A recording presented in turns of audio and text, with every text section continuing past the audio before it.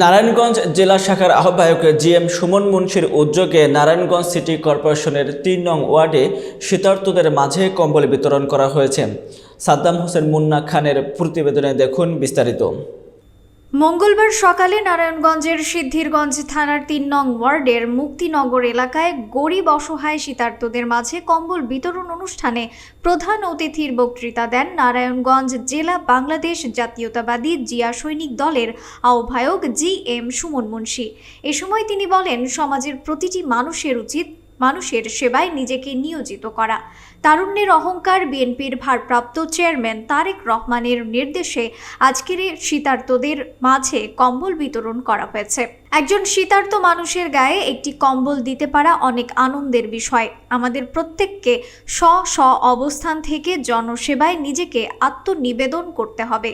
জনসেবায় আত্মনিবেদন করা পরম ইবাদত।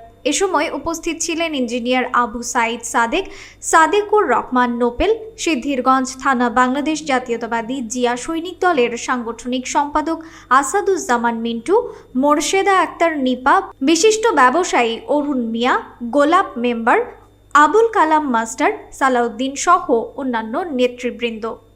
আমি আজকে এলাকার সন্তান হিসেবে এগিয়ে এসেছি গরিব দুঃখী হতদরিদ্র মানুষের শীত বস্ত্র বিতরণের জন্য।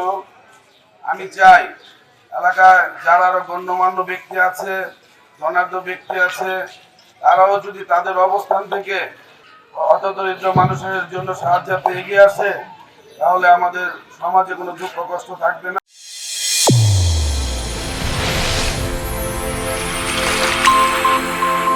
চ্যানেল A1 হৃদয় স্পন্দন।